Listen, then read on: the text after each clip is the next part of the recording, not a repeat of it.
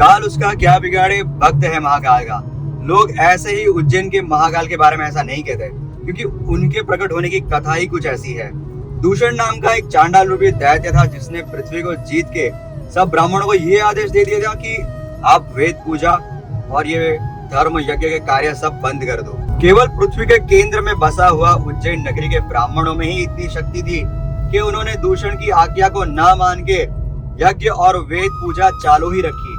ये बात जब दूषण को पता चली, तब उन्होंने पूरे उज्जैन नगरी को घेर लिया और उस पर आक्रमण करने का पूरा निश्चय कर ही लिया था। उज्जैन के ब्राह्मणों में जो सबसे श्रेष्ठ थे वो थे वेद प्रिय, जिनके 4 पुत्र थे, जिनमें से सबसे ज्येष्ठ था देवप्रिय। तो देवप्रिय ने सोचा कि दूषण ने तो हमें घेर लिया है, हमारे पास तो ना कोई सेना है, ना ही हमें कोई शस्त्र चलाने की विद्या आती है, तो जो कुछ भी है वो तो हमारे सदाशिव है। ये सोच के उन्होंने शिव की पूजा आरंभ ही की और दूषण की सारी आज्ञा को उल्लंघन करते हुए उन्होंने यज्ञों और पूजाओं का अनुष्ठान चालू ही रखा। इससे क्रोधित होकर दूषण ने ब्राह्मणों पर आक्रमण कर दिया।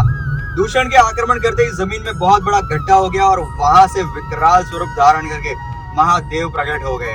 महादेव की हुंकार से ही दूषण की सारी सेना भस्म हो गई और जो ब्राह्मणों का काल बन के आया था उसका वध महाकाल ने कर दिया था।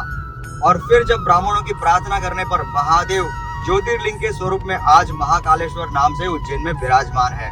और इसी कथा से कहा जाता है कि काल भी उसका क्या बिगाड़े जो भक्त है महाकाल का। जय महाकाल।